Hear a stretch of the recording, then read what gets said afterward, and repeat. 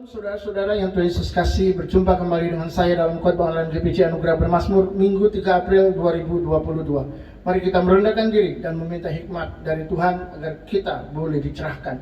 Bapa yang penuh kasih dan anugerah, sungguh kami bersyukur, berterima kasih atas setiap berkat yang sudah Engkau curahkan dalam kehidupan kami.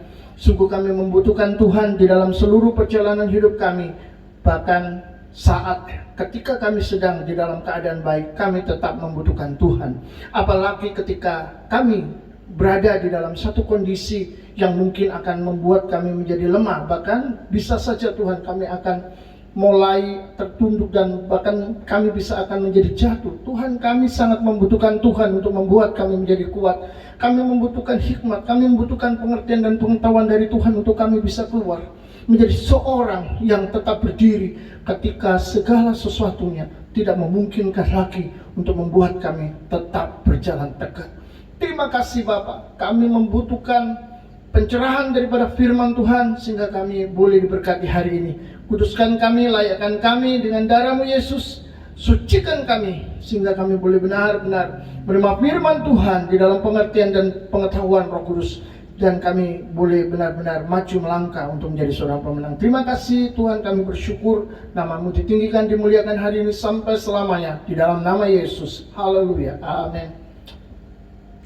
Terima kasih Tuhan sudah memberkati dan sudah menolong kita di dalam segala hal. Itu adalah ucapan syukur kita kepada Tuhan. Tetapi itu tidak cukup, karena kita harus memiliki hati yang selalu rindu untuk mendengarkan apa yang Tuhan mau sampaikan bagi kita. Saudara-saudara, hari ini firman Tuhan akan dibagikan dan saya memberikan satu tema, bersama menjadi kuat. Di masa yang sukar, saudara, dampak pandemi menghancurkan perekonomian dunia. Saat diantisipasi untuk diatasi, perang Rusia dan Ukraina menambah beban dengan meningkatnya harga barang. Bagaimana anak-anak Tuhan dapat bertahan dan keluar sebagai pemenang? Bukankah iman hanya sebuah retorika? Bersyukur hanya bumbu tawar untuk sekedar menghibur? Dan pengharapan menjadi basi dalam hati yang tawar. Memang berat dan hidup terasa keras bagi banyak orang. Bagaimana keluar dari kondisi-kondisi krisis? Izinkan hari ini Tuhan berbicara melalui firman-Nya, dan mari kita bersikap terbuka kepada Roh Kudus untuk semua penyingkapan yang menuntun kita dalam kemenangan. Karena peperangan rohani tidak bisa kita hindari, kecuali kita hadapi dan selesaikan dengan pertolongan Tuhan. Sekitar bulan November 2022 di Bali, Indonesia mendapatkan kehormatan untuk menjadi presidensi G20 selama setahun penuh.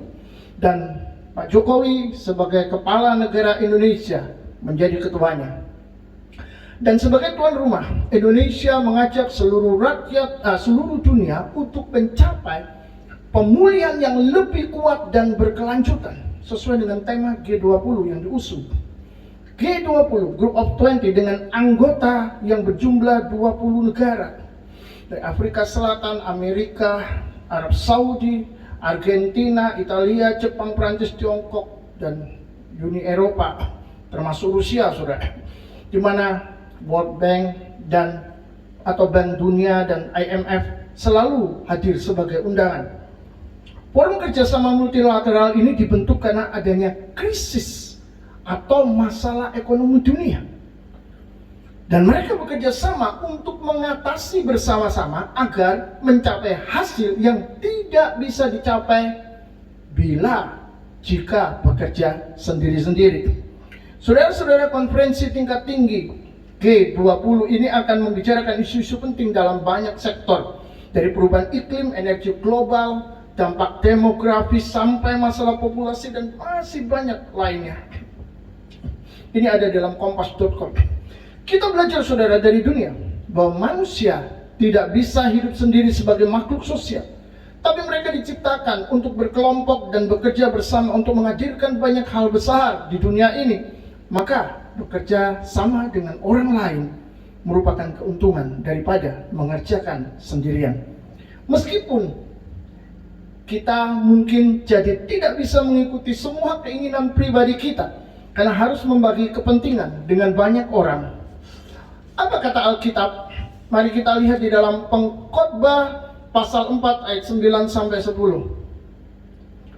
Berdua lebih baik daripada seorang diri, karena mereka menerima upah yang baik dalam jerih payah mereka.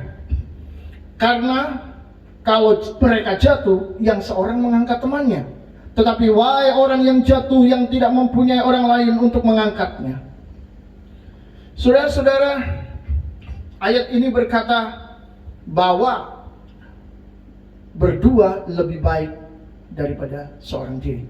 Itu berarti Tuhan pun juga mengajarkan kepada kita untuk tidak hidup sendirian, untuk menyelesaikan banyak hal yang mungkin memang tidak mungkin bisa kita selesaikan jika sendirian.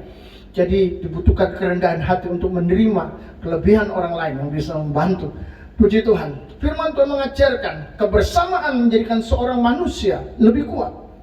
Bahkan sebagai gereja, kita diumpamakan tubuh dengan banyak anggota yang memiliki fungsi masing-masing yang saling melengkapi.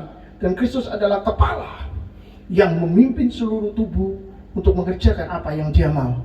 Jadi saudara, memang kita tidak dipanggil sendiri-sendiri, melainkan bersama-sama dalam mengerjakan keselamatan dan melayani Dia sebagai kepalanya.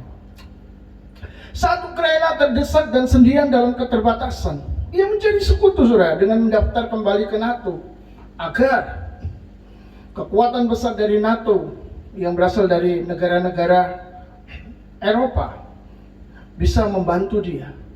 Mengapa? Karena Ukraina tidak ingin mati sendirian. Mereka berusaha bersama-sama dengan NATO menghadapi musuh.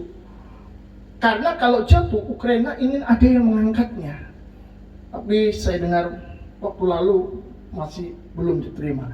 Yang jelas saudara-saudara, Tuhan menginginkan kita bersama-sama dan tidak sendirian dalam menjalani kehidupan ini. Tuhan akan kirimkan orang-orang di sekitar kita yang bisa membuat kita terus bertumbuh dan bertambah.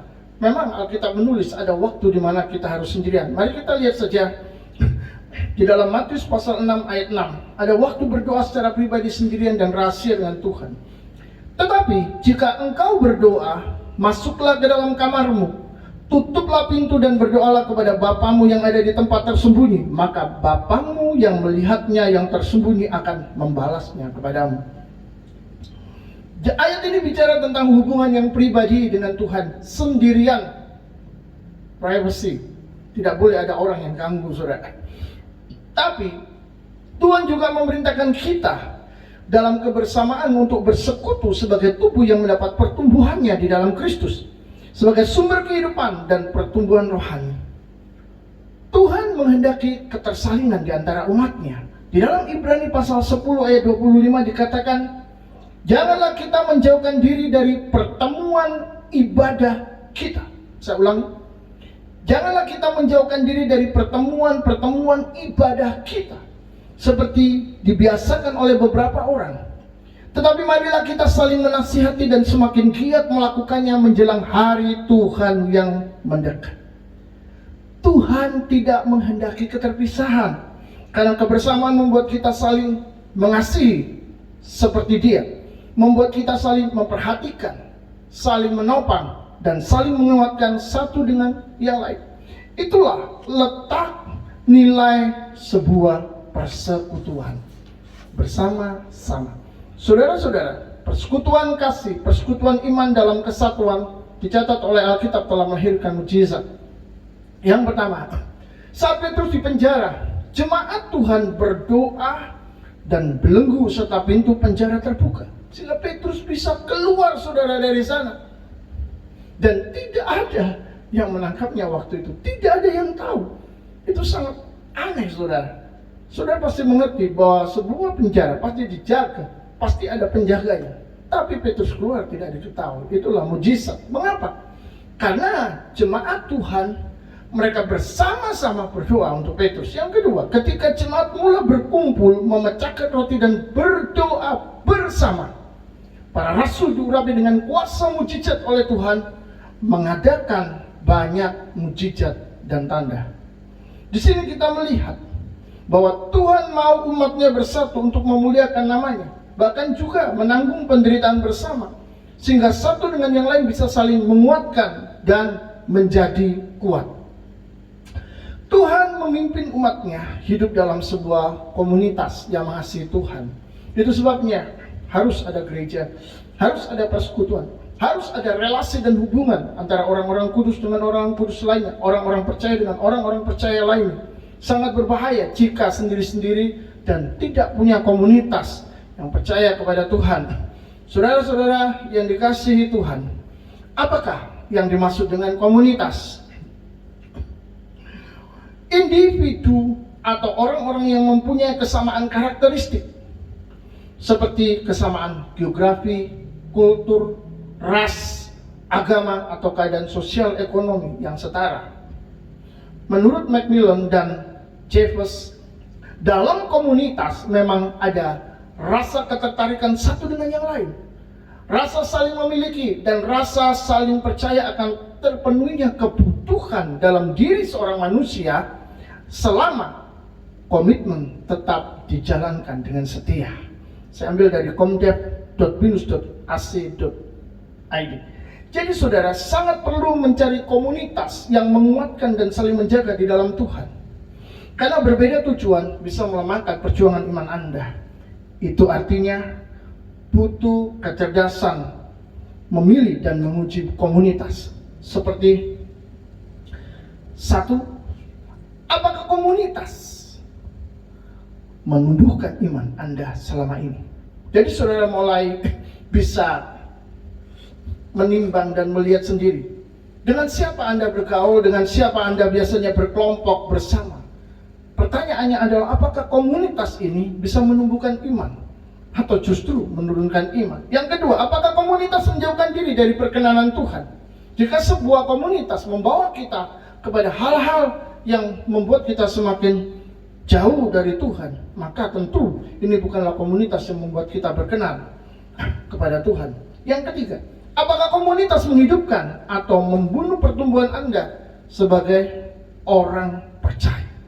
Saudara-saudara, tentu saja hanya pribadi, masing-masing pribadi yang bisa menjawab ini, karena memang tidak ada orang lain yang tahu, ataupun kalaupun orang lain tahu, itu hanya sedikit saja tentang kita. Tapi kita sendirilah yang tahu di mana tempat dan letak atau posisi kita. Kadang saudara, manusia takut kehilangan komunitas meskipun itu akan menularkan hal-hal negatif. Alasannya beragam. Takut kehilangan relasi teman, sahabat, relasi bisnis, sampai relasi untuk kesenangan. Saudara-saudara, Alkitab berkata, pergaulan buruk merusak kebiasaan yang baik. 1 Korintus 15 ayat 33 berkata, janganlah kamu sesat. Pergaulan yang buruk merusakkan kebiasaan yang baik. Komunitas semacam ini bukanlah kehendak Tuhan.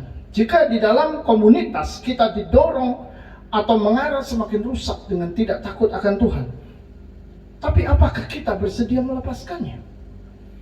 Saudara-saudara, rasa sayang meninggalkan menunjukkan kita telah jatuh cinta kepada dunia. Apa guna seorang memiliki seluruh dunia jika ia kehilangan nyawanya? Mari kita lihat di dalam Injil Matius 16:26. Apa gunanya seorang memperoleh seluruh dunia tetapi kehilangan nyawanya? Dan apakah yang dapat diberikannya sebagai ganti nyawanya? Nyawa ini adalah kehidupan yang terakhir yang kita punya, saudara. Satu-satunya. Begitu itu hilang, maka kita sudah tidak punya apa-apa. Dan kita menyerah kepada Tuhan yang berkuasa untuk menentukan mau begini dan begitu.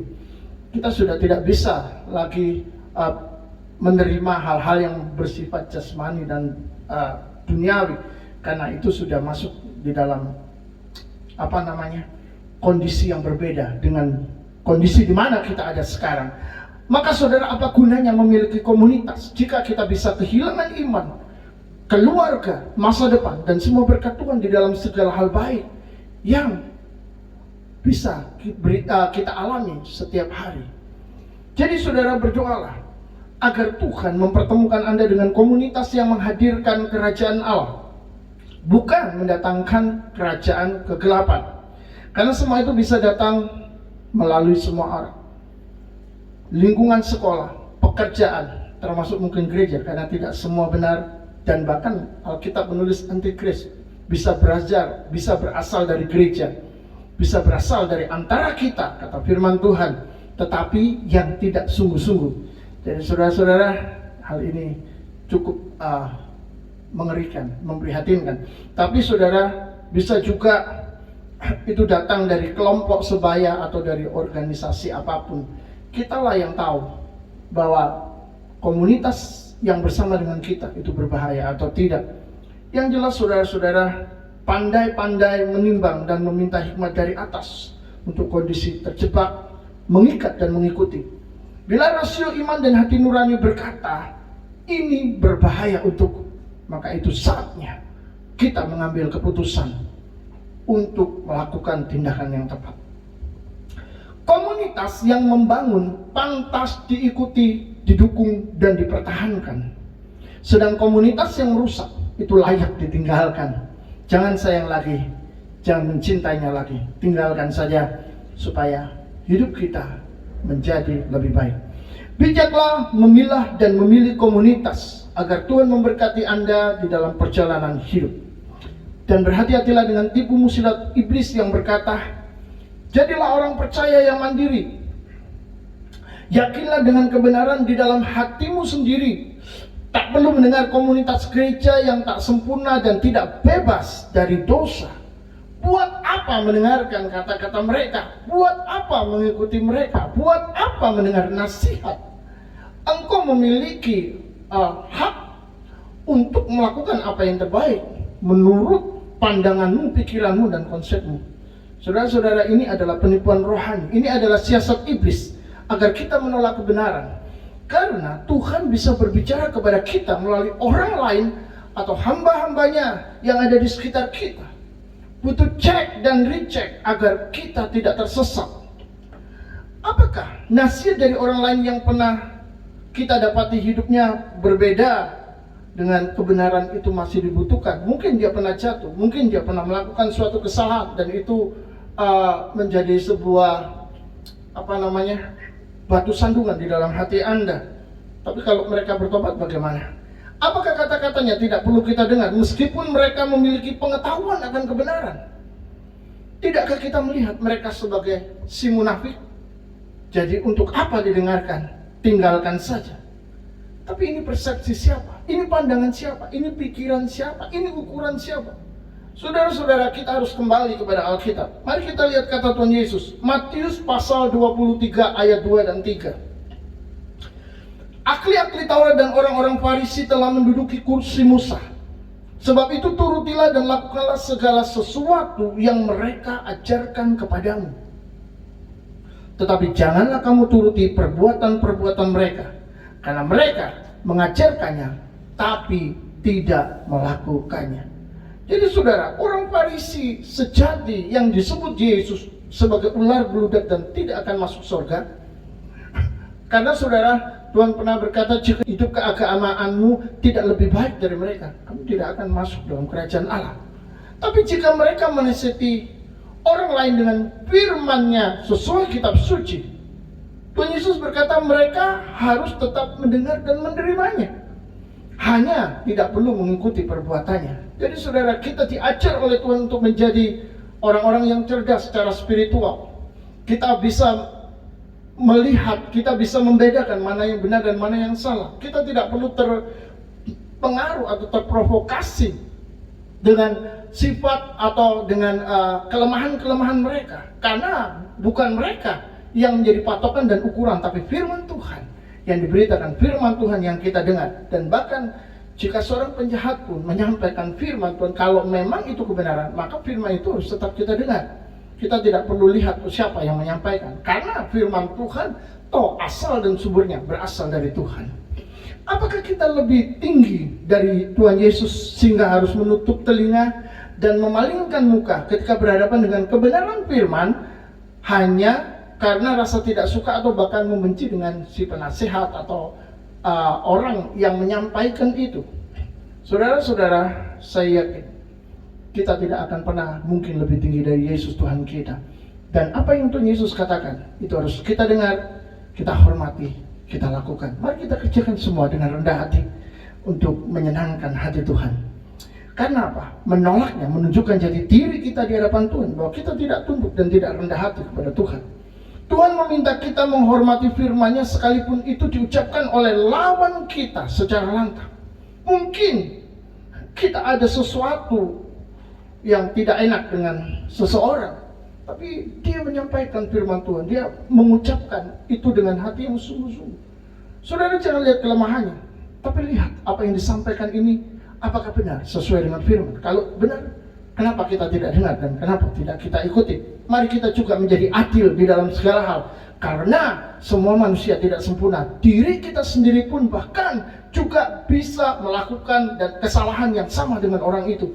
Kita bahkan bisa jatuh, kita bahkan bisa terjebak dengan kesalahan-kesalahan. Tapi mari kita satukan hati untuk membawa firman Tuhan di dalam sebuah posisi yang tidak tergantikan. Puji Tuhan. Saudara-saudara, kita tidak boleh keluar dari komunitas kerajaan Allah, meskipun di dalamnya banyak orang berdosa, munafik, dan penuh kekurangan. Karena saudara, di sanalah sarana Allah menyampaikan firman-Nya secara otentik. Di sana pula kita belajar arti ketidaksempurnaan manusia, namun bisa saling menguatkan di dalam segala hal di dalam Tuhan yang memberi kekuatan. Sebab bukan hidup sendiri, melainkan bersama di dalam Tuhan untuk bertumbuh, berbuah, dan berkembang menjadi besar dan semakin kuat di dalam Dia bersama keluarga Allah. Kita dipanggil untuk bersama-sama. Tuhan tidak menciptakan kita sendiri, tapi dengan banyak orang. Maka pertumbuhan kita secara fisik, mental, spiritual pasti bersentuhan dengan lingkungan di mana Tuhan menumbuhkan kita sebagai suatu pribadi seperti sekarang ini. Kekuatan rohani kita juga diuji oleh kesulitan-kesulitan yang ada di sekitar kita.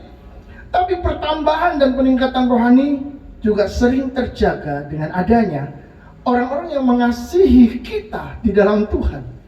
Orang-orang yang Tuhan kirim, orang-orang yang Tuhan utus untuk membuat kita tetap stabil.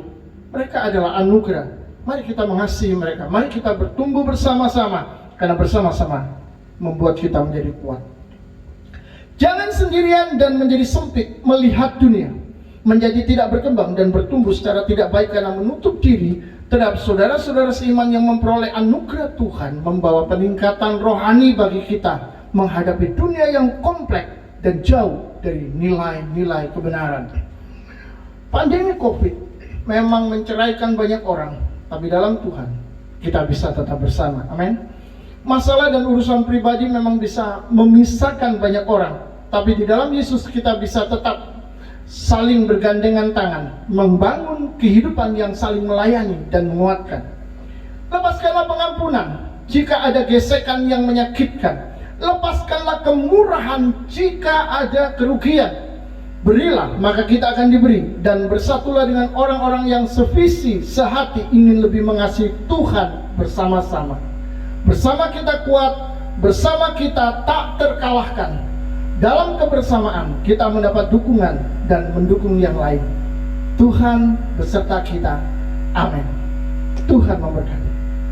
Bergandengan tangan dalam kasih, dalam satu hati, berjalan dalam terang kasih Tuhan. Kau sahabatku, kau saudaraku, tiada yang dapat memisahkan kita. Kau sahabatku, kau saudaraku, tiada yang dapat memisahkan kita. Kau sahabatku, kau saudaraku, tiada yang dapat memisahkan kita. Kau sahabatku, kau saudaraku, tiada yang dapat memisahkan kita. Tiada yang dapat memisahkan